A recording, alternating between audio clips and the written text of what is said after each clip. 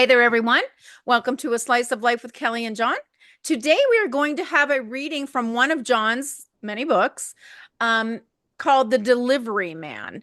And brace yourself, I'm told it's a little gruesome. So let's see what happens. All right, John, go for it. Thank you. Okay, The Delivery Man's a story about a vigilante who rights the wrongs for those who have become incapable of righting their own wrongs. So, this is how the book starts. Chapter 1. It was a perfect mid-July Saturday when the rented dark blue Chevrolet Impala pulled up to 47 Sunset Lane in Mamaroneck, New York. The driver noticed the perfectly manicured lawn looked like all the other lawns in front of all the other expensive homes that lined the streets of the affluent neighborhood. In the lavish backyard, lined on three sides by 12-foot hedges for privacy, Patti Smith's Dancing Barefoot emanated from outdoor speakers tuned to Sirius XM's Retro 80s station. Tommy, the early 30s plaything of 47-year-old Sherry Hoffman, wore shorts extending below his knees, sandals, and a Hawaiian shirt as he stood on the stone patio working the three-tiered barbecue, cooking lobster tails and ears of corn while sucking on his near-empty Bloody Mary through a straw. Sherry, the owner of a strikingly attractive face thanks to her favorite plastic surgeon, wore sunglasses and a thin summer robe. Holding a fresh Bloody Mary in one hand and a registered mail envelope in the other, she strode out of the house onto the patio through the sliding screen door, visibly on a mission to get back to the chaise lounge she was forced to leave in order to sign for the letter. It was a letter Sherry had long been waiting for. In spite of her rush, she slowed her pace to admire the flower beds filled with lilies of multiple varieties and colors. Sherry loved her lilies. She placed the drink and envelope on a low wicker table next to the chaise and slipped off her robe, revealing a bikini bottom and two perfectly sized, well constructed, sun bronzed breasts. Again, thanks to her plastic surgeon. After coating herself in tanning lotion and taking a long swallow of the Bloody Mary, Sherry placed the glass on the table, sat down, and eyed her attorney's law firm logo atop the left corner of the envelope, then anxiously opened it. Reading each page in detail and with great delight, she took another mouthful of the cold drink, sat back, and under her breath proudly said, "I got it. I got it all."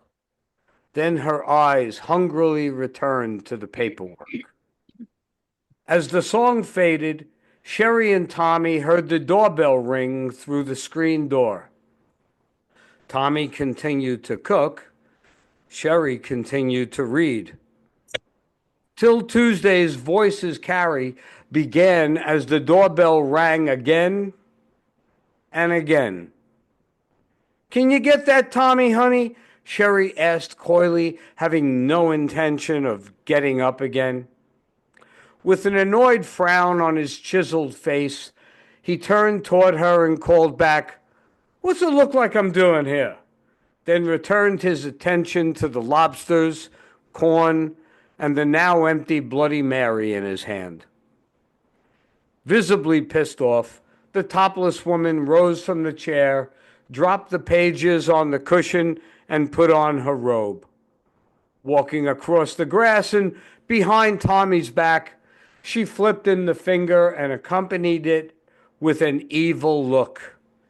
It was only when she approached the lilies that her demeanor changed as she inhaled their sweet scent and gently touched them. Tommy was oblivious to her annoyance while he held up his drink and yelled out, "And make some more Bloody Marys before you come back." Sherry was already in the house, and though she heard him, she had no intention of responding or making anything. That was what he was for. Walking through a kitchen built for a chef, and with music coming from the house speakers, Sherry pranced into the elegantly decorated dining and living rooms, each containing two or more vases filled with lilies. The bell rang again as she made her way to the foyer. The newly divorced woman opened the door to find a delivery man. He was tall, handsome, in his mid 40s, wearing stylish sunglasses, casual clothes, and thin black leather gloves. In his left hand was an exquisite arrangement of multicolored lilies. In spite of his good looks, she paid him no mind as her focus went solely to the flowers. He smiled and read off a clipboard. "Sherry Hoffman?" "Yes," she replied, still staring at the arrangement. He handed her the flowers. As he handed her the flowers, she grabbed the small envelope pinned to them, turned away from the door, and fondly looked toward the backyard, assuming Tommy had them delivered, and that was why he didn't want to answer the bell. She pulled the card from the envelope to see nothing written on it. Confused, she turned inquisitively to the delivery man to find she was facing a silencer connected to a 9mm Walther P38. The woman's expression turned to shock as he put his left index finger to his lips and softly said, "Shh." Sherry was frozen. She couldn't move. She couldn't even scream. In a gentle and calm voice, the delivery man said, "You know what you did." Though unable to speak, her eyes filled with tears.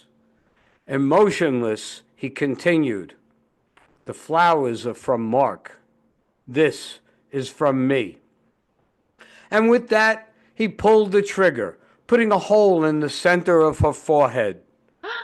Blood sprayed the wall behind Sherry as her body and the lilies fell to the floor. Stepping inside the doorway, the delivery man emptied the semi automatic's 8-round magazine into her body, then closed the door and walked to the Chevy as the music continued to play. From the backyard, Tommy looked toward the house and yelled, "Hey, Sherry, don't forget the Bloody Marys." Oh my gosh. Ooh, I didn't think she was gonna get killed. Oh my goodness. Well, there Okay. you go. He is the Okay. delivery man and he He is a was hanging vigilante. here. Wow. So, let's just say the great tagline is if the delivery man shows up at your house, you must have done something wrong to somebody. Okay. Wow. Yeah, that's good. That's good. You got me hanging here. I want to know what she Thank you. did. What'd she do now? Thank you. Um, Well, yeah, you have to read the book. okay. Yes, absolutely. Okay. Well, thank you, folks. I hope you like that. And if you're interested, it's available on Amazon, or if you'd like a signed copy, just go to johndemore.com. Thanks. Yay. Yay. Very good. Very nice.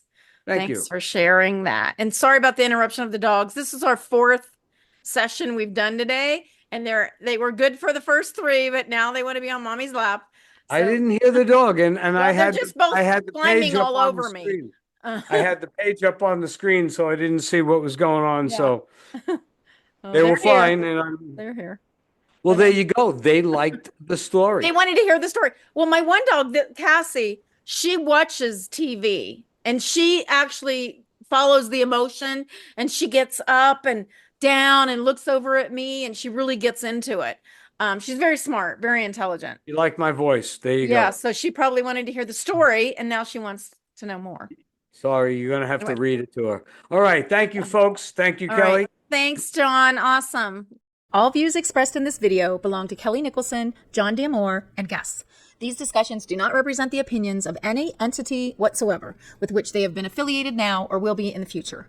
The opinions expressed are solely theirs, and since they are critically thinking human beings, these views are subject to change, subject to revision, and subject to rethinking at any time. These conversations are not meant to be taken as advice and are only for the purpose of entertainment. All statements may be based on hearsay and not necessarily valid proof of any claims in this video. It is not our intention to teach or advise on any topic. Unless otherwise noted, all photos are public domain. Thanks for watching A Slice of Life with Kelly and John.